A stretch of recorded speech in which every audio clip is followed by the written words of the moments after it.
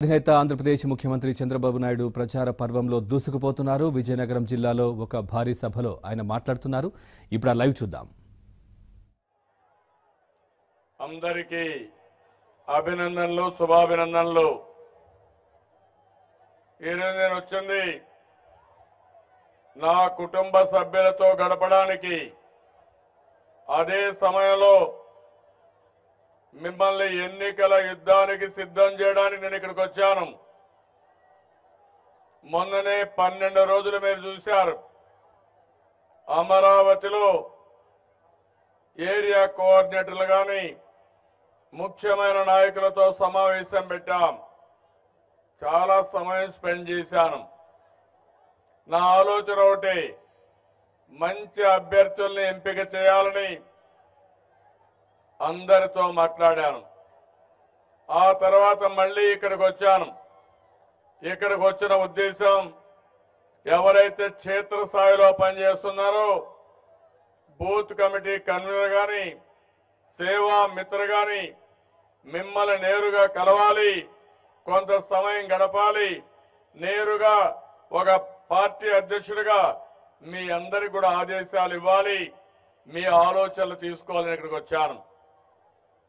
నిన్న తిరుపతిలో వెంకటేశ్వర స్వామి దర్శనం చేసుకొని ప్రారంభించాం. మీ అందరూ గుర్తుపెట్టుకోవాలి, మన సాంప్రదాయం వెంకటేశ్వర స్వామి దర్శనం చేసుకుని ఎన్నికల ప్రచారాన్ని ప్రారంభిస్తాం. అక్కడి నుంచి నేరుగా ఇక్కడికి వచ్చాను. శ్రీకాకుళం వాస్తు రూపేణ బ్రహ్మాండం, ఎందుకంటే తూర్పున ప్రారంభించాలి కాబట్టి ఇక్కడికి వచ్చాం. అక్కడి నుంచి విజయనగరానికి వచ్చాం. ఇప్పుడు నాకు అనుమానమే లేదు, గెలుపు తెలుగుదేశం తప్ప ఇంకోటి లేదు. ఏం తమ్ముళ్ళు నమ్మకంగా ఉన్నారా అని మిమ్మల్ని అడుగుతున్నా. ఏం చెల్లమ్మలో నమ్మకంగా ఉన్నారా అని మిమ్మల్ని అడుగుతున్నా. తెలుగుదేశం పార్టీ గెలుపు ఒక చారిత్రక అవసరం, అవునా కాదా? గెలవాలనా లేదా? అదే సమయంలో మైక్ కొద్దిగా ఇంకొంచెం పెంచు. అదే సమయంలో ఈరోజు యుద్ధానికి పోయేటప్పుడు, ఎన్నికల యుద్ధానికి పోయేటప్పుడు మనం కూడా సర్వశక్తుల్ని కూడగట్టుకోవాలి. అదే మరి అన్ని ఆయుధాలు కూడా సమకూర్చుకోవాలి. ఈరోజు అభ్యర్థుల ఎంపిక ఉంది. ఎక్కడా నా దగ్గర రాగద్వేషాలు లేకుండా సమర్థులైన అభ్యర్థులకే సీట్లు ఇస్తున్నాం. మీలో కూడా కార్యకర్తలు గుర్తుపెట్టుకోవాలి, అక్కడక్కడ నాయకత్వం లేకపోతే ఇబ్బందులు వస్తున్నాయి తప్ప నాయకత్వం బాగా ఉంటే దానికి కావలసిన సమర్థులకు తప్ప వేరే వాళ్ళకు నేను సీట్లు ఇవ్వలేదని మరొకసారి మీ అందరికీ తెలియజేస్తున్నా. వైఎస్ఆర్ కాంగ్రెస్ పార్టీ ఉంది, వాళ్ళ అభ్యర్థుల ఎంపిక చూశారు, బిడ్డింగ్ పెట్టారు. ఒకసారి పోటీ చేసిన వాడు రెండోసారి పోటీ చేయడు, ఎందుకంటే జోబీలు ఖాళీ అయిపోతాయి, దివాలా తీస్తారు. రెండోది కూడా మీరు చూస్తే ఎక్కువ ఎవరు డబ్బులు ఇస్తే వాళ్ళకి సీట్లు ఇస్తారు వాళ్ళు.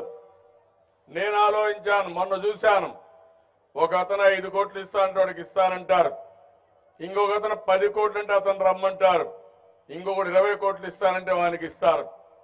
అంటే రాజకీయాల్ని వేలం ద్వారా డబ్బులు వసూలు చేసే పరిస్థితికి వస్తున్నారంటే ఇదెక్కడ రాజకీయం అని నేను అడుగుతున్నా. 40 ఏళ్లు నా రాజకీయ జీవితం. హేమాహేమీలు పైన కూడా ఉన్నారు. నేను అశోక్ గారు మొట్టమొదటిసారిగా అసెంబ్లీలో ఎంటర్ అయ్యాం. ఆ రోజు నేను కాంగ్రెస్ వేరే పార్టీలో ఉన్నా, ఆయన వేరే పార్టీలో ఉన్నా, ఎంటర్ అయ్యాం. అప్పటి నుంచి నేను రాజకీయం చూశాను. ఇంత దివాలా కోలు రాజకీయం ఎక్కడా లేదు. అది ఈ కోడి కత్తి పార్టీతోనే ప్రారంభం అయిందని మరొకసారి తెలియజేస్తున్నా. విలువలు లేని పార్టీ, నాయకత్వం స్వార్థం తప్ప ఇంకోటి లేని నాయకత్వం. నేను అందుకని ఈరోజు నేను చూశాను మిమ్మల్ని అందరినీ. 37 సంవత్సరాలుగా పార్టీని గెలిపించింది మీరే, జెండా మోసింది మీరే, త్యాగాలు చేసింది మీరే. అందుకే నేను చెప్తున్నా, ఒక కుటుంబ పెద్దగా 65 లక్షల మంది సైన్యం ఉండే ఏకైక పార్టీ భారతదేశంలో ఒక్క తెలుగుదేశం పార్టీని. ఎన్నో త్యాగాలు చేశారు. త్యాగాలకు మారుపేరు తెలుగుదేశం పార్టీ కార్యకర్తలు. ఇంకో పక్క ప్రజలకు సేవ చేయడానికే మీరు రాజకీయాల్లోకి వచ్చారు. వైఎస్ఆర్ కాంగ్రెస్ నాయకులు దానికి రాలేదు. ఎక్కడైతే ఇక్కడికి వచ్చి డబ్బులు వసూలు చేసుకుని ముందు డబ్బులు ఖర్చు పెట్టి తర్వాత మళ్ళా డబ్బులు వసూలు చేయడానికి సిద్ధపడుతున్నారు. రాష్ట్రాన్ని లూటీ చేయడానికి బందిపోట్లు వస్తున్నారు. తమ్ముళ్ళు, ఈ విషయం మీరు గుర్తుపెట్టుకోవాలి. నేను అడుగుతున్నా మిమ్మల్ని, అలాంటి బందిపోట్లని మన రాష్ట్రంలోకి రానిస్తామా అని మిమ్మల్ని అడుగుతున్నా. ఇంకొక పక్కన మనకొక సమర్థవంతమైన నాయకత్వం ఉంది. సేవామిత్రులు అందరూ వచ్చారు. 100 ఓట్లకు సేవామిత్ర పెట్టుకున్నాం. బూత్కి బూత్ కమిటీ వేసుకున్నాం. కన్వీనర్ పెట్టుకున్నాం. 8 నుంచి 10 బూతులకి ఒక ఏరియా కోఆర్డినేటర్ని పెట్టుకున్నాం. ఇంకో పక్కన ఉదయం కూడా నేను ఫోన్లో మాట్లాడాను, టెలికాన్ఫరెన్స్ లో మాట్లాడాను. 50,000 మంది కార్యకర్తలతో బూత్ కమిటీ కన్వీనర్కు టెలికాన్ఫరెన్స్ లో మాట్లాడే ఏకైక పార్టీ ప్రపంచంలో ఒక్క తెలుగుదేశం పార్టీ. వేరే పార్టీ ఎక్కడా లేదు. ఆ తర్వాత మీరు కూడా, నేను మిమ్మల్ని ఫోన్లో తీసుకుంటే మీ ఫోన్ నుంచి సేవా మిత్రను కూడా మీరు ఫోన్లో తీసుకుంటున్నారు. అంటే దగ్గర దగ్గర 4 లక్షల మందితో మనం మాట్లాడుకుంటున్నాం. నా ఆలోచన, మీ ఆలోచన, నా సమర్థత, మీ సమర్థత యూనిఫామ్ గా తీసుకుపోవాలని చెప్పి నేను ఆలోచిస్తున్నా. టెక్నాలజీ ఉపయోగించాం. ఇప్పటికే మీరు చూశారు, అభ్యర్థుల ఎంపిక చాలా శాస్త్రీయంగా చేస్తున్నాం. రాష్ట్రమంతా నేను ఒకటే ఆలోచించాను, 5 సంవత్సరాల పార్టీకి ఎవరెవరు ఎలాంటి సేవలు అందించారు. అదే సమయంలో ఇంకో పక్కన IVRS కొట్టాను. మొత్తం మీకు అందరికి కూడా నా ఫోన్లు వస్తా ఉంటే, వచ్చాయా తమ్ముళ్ళు అని మిమ్మల్ని అడుగుతున్నా. ఏమమ్మా వచ్చాయని మిమ్మల్ని అడుగుతున్నా. అందరికీ ఫోన్లు చేస్తున్నా. మీ నియోజకవర్గం ఇన్ఛార్జి పనితీరు ఎట్లుంది, మీ ఇన్ఛార్జి పనితీరు ఎట్లుంది, అందరి విషయాలు అడుగుతున్నా. ప్రభుత్వంలో ఒకప్పుడు పనితీరుకు బేరీ చేసుకొని ఇచ్చాను. మళ్ళీ క్వాలిటేటివ్ డేటా కూడా సంపాదిస్తున్నా. ప్రజాభిప్రాయాన్ని ఎక్కడికక్కడ ప్రజల్లోకి వెళ్ళి వాళ్ళ అభిప్రాయాలు కూడా తీసుకుని, నా ఆలోచన ఒకటి, 1924కి 5 సంవత్సరాలకు ఒక టీమును పెడుతున్నాం. మనం బిడ్డింగ్ పెట్టలేదు. డబ్బులు ముఖ్యం కాదు, సేవ ముఖ్యం.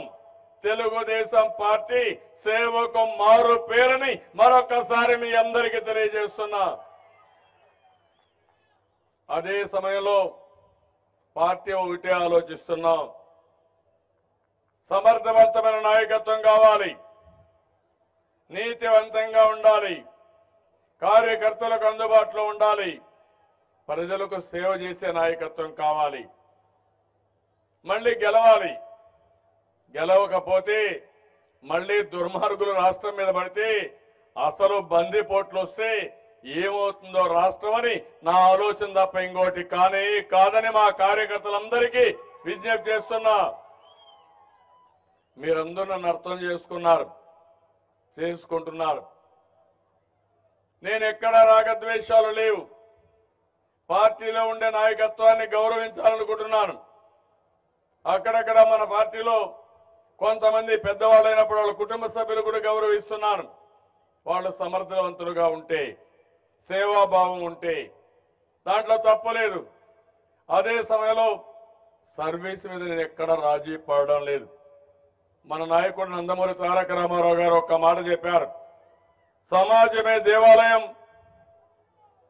పేదవాళ్లే దేవుళ్ళని చెప్పిన వ్యక్తి నందమూరి తారక రామారావు గారు మన పార్టీ సిద్ధాంతకర్త అని చెప్పి కూడా నేను మీకు తెలియజేస్తున్నా. ఆ రోజు తెలుగువారి ఆత్మ గౌరవాన్ని ప్రపంచం మొత్తం చాటి చెప్పిన నాయకుడు ఎన్టీఆర్. ఆయన పెట్టిన శుభ సందర్భం, శుభ లగ్నం. ఈ పార్టీని ఎవ్వరూ ఏమీ చేయలేరు. ఎవరైనా మన పార్టీని దెబ్బతీయాలంటే వాళ్లే దెబ్బతింటారు తప్ప ఏ శక్తి, ఏ వ్యక్తి ఎవరు ఏమీ చేయలేరని మీ అందరికీ విజ్ఞప్తి చేస్తున్నాం. నేను మీ అందరికీ పేదరికం లేని ఆరోగ్యకర ఆనందదాయక రాష్ట్రం ఏర్పాటు చేయాలని ఒక సంకల్పాన్ని పెట్టుకున్నాను. అందుకని దీని మీద మనం రాత్రింబగళ్ళలో కష్టపడ్డాం. అందుకని ఒక ఆత్మ గౌరవమే కాదు, ఆత్మవిశ్వాసంతో ముందుకు పోదామని నేను మీకు అందరికీ పిలిపించాను. ఆనాడు ఎన్టీ రామారావు గారు కేంద్రం పైన పోరాడారు, రాజీ లేని పోరాటం చేశారు. ప్రజాస్వామ్యాన్ని దెబ్బతీసి నెల రోజులు తప్ప తర్వాత మళ్లీ ముఖ్యమంత్రి అయిన వ్యక్తి మన నాయకుడు ఎన్టీ రామారావు గారు. ఈ రోజు మనం చూస్తున్నాం, నేను కూడా గట్టిగా పోరాడుతున్నాను. రాజీ లేదు, విభజన జరిగింది, హేతుబద్ధత లేదు. మనం చాలా ఇబ్బందులు పడ్డాం. 60 సంవత్సరాలు హైదరాబాద్ లో పెట్టుబడులు పెట్టాం, కష్టపడ్డాం. కడాను విభజన అయిన తర్వాత కట్టుబట్టలతో అమరావతికి వచ్చాం. నెత్తిన అప్పు పెట్టుకొని వచ్చాం. మీరందరూ ఒక విషయం గుర్తుపెట్టుకోవాలి. ఎన్ని బాధలున్నా నేను ఒక మాట చెప్పాను, నేను ఎన్ని కష్టాలైనా పడతాను కానీ ఈ రాష్ట్రంలో ఏ ఒక్కరూ ఇబ్బంది పడకూడదని సంక్షేమ కార్యక్రమాలు తీసుకొచ్చిన ప్రభుత్వం మన ప్రభుత్వం.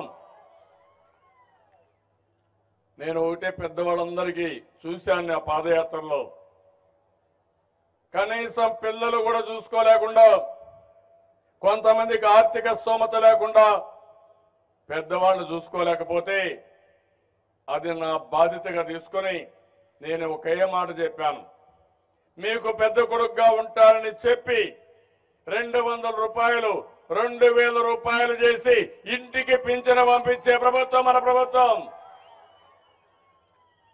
మామూలుగా చిన్నప్పటి నుంచి చదివించి పెంచి పెద్ద చేసిన పిల్లలు వయసు వచ్చిన తర్వాత తల్లిదండ్రులు ఆదుకోవాలి, అది మన సంస్కృతి. కానీ నేను ఈరోజు అలాంటి తల్లిదండ్రుల్ని ఆత్మ గౌరవంతో బతికించాలని, ఆత్మవిశ్వాసంతో బతకాలని, బాధలు లేకుండా ఆనందంగా ఉండాలని దేశంలోనే కాదు ఎక్కడా ఇవ్వలేదు. 55 లక్షల మందికి 2000 రూపాయలు పింఛనిచ్చే ఏకైక ప్రభుత్వం మన ప్రభుత్వం. మీ అందరికీ బ్రహ్మాండమైన ఆయుధాలు ఇస్తున్నాను. అందరికీ వృద్ధులు చెప్పాలి, మీరు ఇంటింటికి వెళ్ళి ఏం తమ్ముళ్ళు పెద్ద కొడుకు ఓటేయమని చెప్పాలి. చెప్తారా అని అడుగుతున్నా, చెప్తున్నారా అని అడుగుతున్నా. చెబుతున్నామంటే చేలిపైకి ఎత్తండి. ఓకే, అదే మారిగా మా ఆడబిడ్డలకి డాక్రా సంఘాలు నేనే పెట్టాను. 50% జనాభా వాళ్ళకు ఆత్మవిశ్వాసం పెంచాలని, ఆత్మ గౌరవం ఇవ్వాలని ముందుకు పోయాను. అందుకని ఈరోజు ఆడబిడ్డలను చూడండి, పసుపు కుంకుమ తీసుకొచ్చాను. 2 విడతలుగా 10,000 రూపాయలు ఇచ్చాం. ఒక అన్నగా ఏ చెల్లెలు ఈ రాష్ట్రంలో కష్టపడకూడదని రాత్రి మగుళ్ళు పనిచేసింది నేనని మా చెల్లెమ్మలందరికీ విజ్ఞప్తి చేస్తున్నా. రాష్ట్రంలో ఉండే 1 కోటి మంది మా చెల్లెళ్ళు ఆలోచించాలి. మీకోసం వంట గ్యాస్ కనెక్షన్ ఇచ్చాను, మీకోసం మరుగుదొడ్లు కట్టించాను, మీకోసం ఉద్యోగాల్లో రాజకీయాల్లో 33% రిజర్వేషన్లు పెట్టించాను. ఇప్పుడు పసుపు కుంకుమ కింద 20,000 రూపాయలు 2 విడతలుగా ఇచ్చాను. వడ్డీ లేని రుణాలు ఇస్తున్నాను. అన్ని ఆస్తులు మీ పేరుతోనే ఇచ్చాను. నేను అడుగుతున్న ఆడబిడ్డలందరినీ అన్నను గెలిపించండి. నేను ఒక అన్నగా మీకున్నా. ఎల్లప్పుడూ మా ఆడబిడ్డల, మా చెల్లెళ్ల సౌభాగ్యం చూసే నేతగా చిరస్థాయిగా ఉంటానని మరొకసారి మీకు తెలియజేస్తున్నా. ఈ విషయాన్ని మీరు చెప్పాలి. అన్న నిలబడినప్పుడు చెల్లెళ్ళు పనిచేస్తారు. అలాంటి చెల్లెళ్ళందరికీ మీరు పిలిపివ్వాలి. ఏమ్మా మీ అన్న నిలబడ్డాడు, మీరు కూడా పనిచేయాలి. మీకోసం మీ అన్న పనిచేసి మీ అన్న నిలబెట్టిన అభ్యర్థుల్ని గెలిపించాలని మీరు అడగాలి. వ్యవసాయం, నేను కూడా ఒక రైతు బిడ్డ, రైతు కుటుంబంలో పుట్టా. వ్యవసాయం చేసిన వ్యక్తిని, వ్యవసాయం తెలిసిన వ్యక్తిని. అందుకే ఈరోజు రైతులను ఆదుకోవడానికి రుణమాఫీ 24,500 కోట్లు ఇచ్చాం. నిన్ననే అన్నదాత సుఖీభవ 2 హెక్టార్లుంటే కేంద్రం ఇచ్చింది. చాలా తక్కువ 6,000 రూపాయలు. మనం దానికి అదనంగా 9,000 ఇచ్చాం. ఇంకో పక్క 2 హెక్టార్లు పైన 10,000 రూపాయలు చొప్పున ప్రతి ఒక్క రైతుకి ఇచ్చాం. ఇది దేశంలో ఎవ్వరూ ఇవ్వలేదు. అలాంటిది ఇచ్చిన ఘనత తెలుగుదేశం పార్టీది. మీరు రైతులకు చెప్పాలి. రైతు పెద్దన్న మీకు చెప్పమన్నాడు. వ్యవసాయాన్ని బాగు చేశాడు, ఇంకా బాగు చేస్తాడు. మీరు రైతు పెద్దన్న కోటేయమని, ఆయన అభ్యర్థిగా మేము వచ్చామని మీరు చెప్పే పరిస్థితి రావాలి. ఏం తమ్ముళ్ళు చెప్తున్నారా? ఉండు కాస్త లాస్ట్ మాట్లాడు, కూర్చో. ఇప్పుడు మీరు ఆ మాట చెప్పి వాళ్ళని కూడా సన్నాయత్తం చేయాలి. ఈరోజు ఇంకో పక్క ఒంటరి మహిళలకు పింఛన్ ఇచ్చాం. అదే మరిగా మీరు చూస్తే ట్రాన్స్జెండర్కు పెన్షన్లు ఇచ్చాం. తమ్ముళ్ళు గమనండి, ఎవరిది తీయండి, మళ్ళీ మాట్లాడదాం. వదిలిపెట్టండి, నో స్లోగన్స్.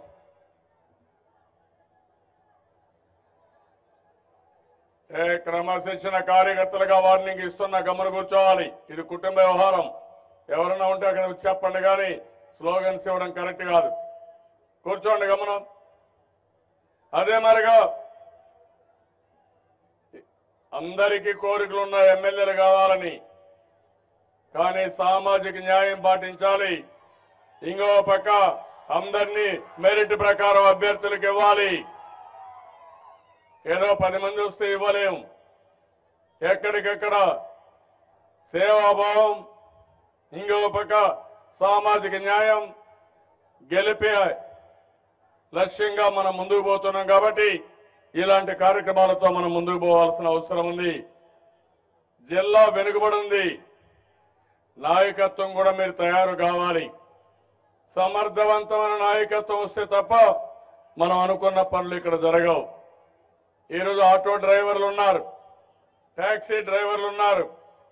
డ్రైవర్లకు మీరు చూస్తే మోటార్ వెహికల్ టాక్సేషన్ రద్దు చేశాం. ఇంకో పక్కన పెద్ద ఎత్తున డ్రైవర్లందరికీ థర్డ్ పార్టీ ఇన్సూరెన్స్ కూడా మనమే కడుతున్నాం. సాధికార వ్యవస్థ పెట్టాం, వాళ్ళని ఆదుకుంటున్నాం. నేను అందుకనే ఒక మాట చెప్పాను డ్రైవర్లందరికీ, మీరు ఏ విధంగా అయితే ప్యాసింజర్ని సురక్షితంగా గమ్యాన్ని చేరుస్తున్నారు, ఈ రాష్ట్రాన్ని గమ్యం చేర్చడం కోసం ప్రతి ఒక్కరికి ఒక డ్రైవర్ గా నేను పనిచేస్తున్నానని, నేనే నెంబర్ 1 డ్రైవర్ అని నేను చెప్పాను. వాళ్ళల్లో కూడా స్ఫూర్తి తీసుకురావాలి. పిల్లలున్నారు, 5 లక్షల మందికి 2,000 రూపాయలు చొప్పున నిరుద్యోగ భృతి ఇస్తున్నాం. నేను అడుగుతున్నా, దేశంలో ఎక్కడన్నా ఇలాంటి కార్యక్రమాలు ఉన్నాయని. దీనికంటే మెరుగైన అస్త్రాలు మీకేం కావాలని అడుగుతున్నా. ఈ నెలకి పోయిన నెల ఈ నెల 6,000 రూపాయలు డాక్రా సంఘాలకు డబ్బులు ఇచ్చాం. మళ్ళీ ఏప్రిల్లో 4,000 రూపాయలు ఇస్తున్నాం. అన్ని అకౌంట్లలో ఏప్రిల్లో మన వాళ్ళ రైతులకు కానీ అందరికీ మనం చెప్పిన డబ్బులు ఆటోమేటిక్ గా వస్తాయి. ఇది వచ్చిన తర్వాత తమ్ముళ్ళు ఎన్ని అభివృద్ధి సంక్షేమ కార్యక్రమాలు చేశాం. ఆహార భద్రత ఇచ్చాం, అదే మరిగా పండుగలకు కానుకలు ఇచ్చాం.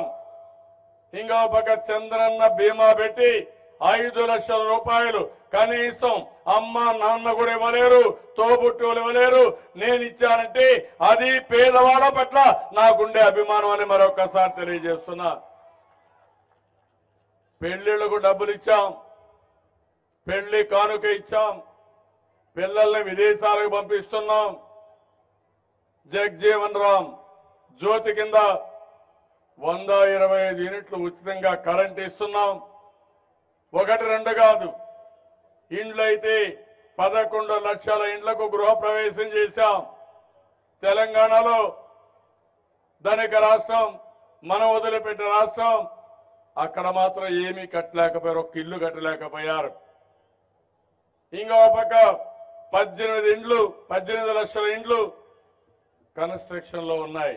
ఇవన్నీ కానీ వస్తే ప్రతి ఒక్కరికి 2022 లోపల ఇల్లు కట్టించే బాధ్యత, నాణ్యమైన ఇల్లు కట్టించే బాధ్యత, మంచి ఇల్లు కట్టించే బాధ్యత నేను తీసుకుంటానని ఒక కుటుంబ పెద్దగా పేదవాళ్ళందరికీ హామీ ఇస్తున్నా. ఇంకొక పక్క అన్నా క్యాంటీన్ పెట్టాం, నాకు చాలా సంతోషం. అశోక్ గారు ఎప్పుడు క్రియేటివ్ గా పనిచేస్తారు. ప్రజలు ఏమంటున్నారు, నోటీసు ఇక్కడంతా బోర్డులు పెట్టారు. అన్నా క్యాంటీన్ ఎవరైనా ఊహించారా అని అడుగుతున్నా మిమ్మల్ని. ఎంత నాణ్యంగా పెట్టాం భోజనం. మామూలుగా ఉచిత భోజనం అంటే రోడ్ సైడ్ పెడతారు. పేదవాళ్ళని గౌరవించాలి. నాణ్యమైన భోజనం, పౌష్టికాహారం రుచికరంగా ఉండాలని బ్రహ్మాండంగా అన్నా క్యాంటీన్లు కట్టి ఆ అన్నా క్యాంటీన్లో భోజనం పెడుతున్నామంటే అది ఈ ప్రభుత్వం పేదవాళ్ల పట్ల ఉండే ప్రేమ. 5 రూపాయలకే పూటకు భోజనం, కాఫీ కూడా రాదు. వస్తున్న తమ్ముళ్ళు ఇంకా ఎక్కువ రేటు ఉంది. అలాంటి సమయంలో మనం ఇచ్చాం. ఇన్ని సంక్షేమ కార్యక్రమాలు ఎప్పుడన్నా మీరు చూశారా అని అడుగుతున్నా. ఏ రాష్ట్రంలో చేశారా అని అడుగుతున్నా. మీ పక్కన ఒరిస్సా ఉన్నాయని అడుగుతున్నా. తెలంగాణ ధనిక రాష్ట్రం అక్కడ కూడా లేదు, ఎక్కడా లేవు. అది మనం చేయగలిగాం. చేశామంటే కారణం మీరు చూస్తే నేను కష్టపడ్డాను, అందరినీ కష్టపెట్టించాను, అధికార యంత్రాంగాన్ని పరిగెత్తించాను, మళ్ళీ వాళ్ళు కూడా ఆదుకున్నాను. పీఆర్సీ 43% ఫిట్మెంట్ ఛార్జీలు ఇచ్చాను. నిన్నే రెండో పీఆర్సీకి మళ్ళీ 20% ఇంటీరియం ఇచ్చాను. మీరు ఏఎన్ఎంలు కానీ అదే మరిగా మీరు చూస్తే హోమ్ గార్డ్స్ కానీ విఆర్ఓలు కానీ అదే మరి ఇంకో పక్క ఆశా వర్కర్లు కానీ గ్రామంలో ఉండే అందరికీ జీతాలు బాగా పెంచాను. కింద నుండే వాళ్ళకి ఎక్కువ జీతాలు పెంచాను. 2 రెట్లు 3 రెట్లు పెంచాం. వాళ్ళు కూడా కుటుంబాలు ఉన్నాయి, వాళ్ళని ఆదుకోవాలని ముందుకు పోయాం. పోలీసుల్లో మీరు చూస్తే చాలా మందికి ప్రమోషన్లు ఇచ్చాం. ఎవరిని కూడా అసంతృప్తిగా నేను పెట్టలేదు. అందరికీ న్యాయం చేసిన పార్టీ ఈ తెలుగుదేశం పార్టీ అని చెప్పి నేను మీకు తెలియజేస్తున్నా. ఈరోజు మీరు గ్రామాలకు పోతున్నారు, దర్జాగా సిమెంట్ రోడ్లు వేసాం. ఒకప్పుడు ఎక్కడ చూసినా రోడ్లన్నీ గుంతలు. ఒకప్పుడు కాంగ్రెస్ హయాంలో మీరు చూస్తే డెలివరీ కావాలంటే హాస్పిటల్ కూడా పోయే పని లేదు. హాస్పిటల్ తీసుకుపోయే లోపలనే దారిలోనే డెలివరీ అయిపోయేది. అలాంటి రోడ్లు ఈరోజు నేను అడుగుతున్న ఊర్లో కూడా మట్టి లేదు, వర్షాకాలం బురద లేదు, ఎండాకాలం దుమ్ము లేదు. అలాంటి బ్రహ్మాండమైన రోడ్లు 25,000 కిలోమీటర్లు వేసి చరిత్ర సృష్టించిన పార్టీ తెలుగుదేశం పార్టీ. ఎల్ఈడి బల్బులు పెట్టాం, అన్ని గ్రామాల్లో చేశాం. ఇది ఒక వినూత్నమైన ఆలోచన. రూపాయి ఖర్చు లేదు. వైఎస్ఆర్ కాంగ్రెస్ పార్టీకి ఆలోచన రమ్మంటే ఎవరు జోబులు కొట్టాలి, ఎవరు ఏటీఎంలు కొట్టాలి, ఎక్కడ దోపిడీ చేయాలి, ఇలాంటి ఆలోచనలు వస్తాయి.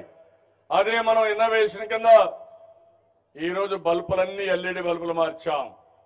చాలా సంతోషం. నాకు ఒక్క పైసా ఖర్చు పెట్టలా. ఇప్పుడు పెట్టే డబ్బుల్లో 30% పొదుపు చేశాం. ఆ డబ్బులు మిగిల్చుకుని ఎల్ఈడి బల్బులు పెడితే 10 సంవత్సరాలు అన్ని గ్రామాల్లో స్ట్రీట్ లైట్స్ అన్ని ప్రైవేట్కి ఇచ్చి బ్రహ్మాండంగా వెలిగే పరిస్థితి తీసుకొచ్చాం. అది తెలుగుదేశం పార్టీ చూపించిన స్ఫూర్తి, మనకుండే ఆలోచన. ఇంకో పక్కన గ్రామాల్లో మరుగుదొడ్లు కట్టాం, ఇండ్లు కట్టాం, పరిశుభ్రమైన గ్రామాలుగా తయారు చేశాం.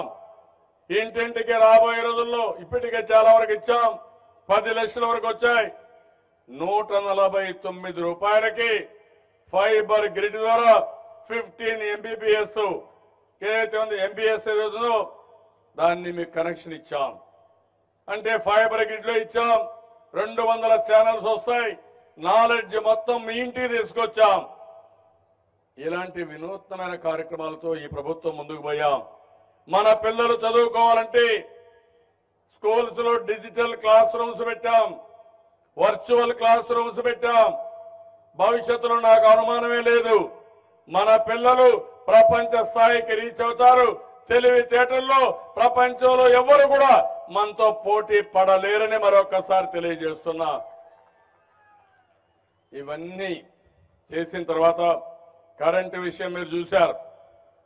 ఎంత ఒకప్పుడైతే 2004లో మిగులు కరెంటు సాధించాం. 2014లో రాష్ట్రం విడిపోయిన తర్వాత 22 మిలియన్ యూనిట్లు కరెంటు కొరత. తాగడానికి నీళ్ల కోసం కిలోమీటర్లు తరబడి నడిచేవారు. అలాంటి ఇబ్బందులన్నీ లేకుండా చేశాం. ఏ ఇబ్బంది లేదు. కడాన ఫేర్ ప్రైస్ షాప్ డీలర్లకు కూడా ఇబ్బంది లేకుండా మనం చేశాం.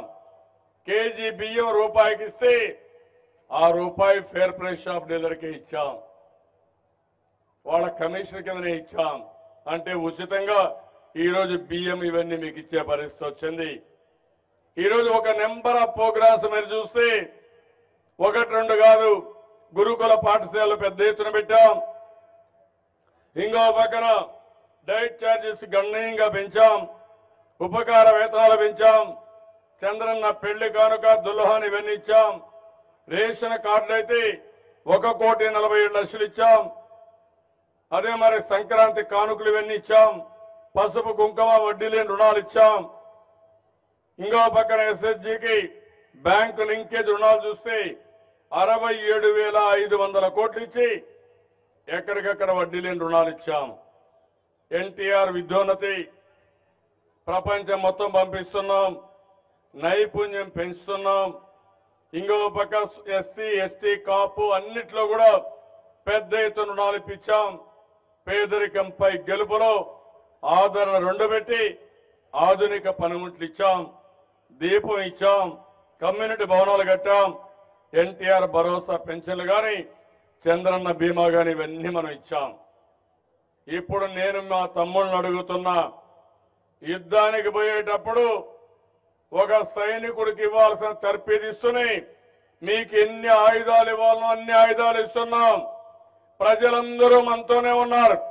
మీ పని వాళ్ళందరినీ చైతన్యవంతులు చేసి అవతల పార్టీకి డిపాజిట్ గల్లంతయ్యేడుగా చేయగలిగితే వాళ్ళ గుణపాఠం అవుతుంది.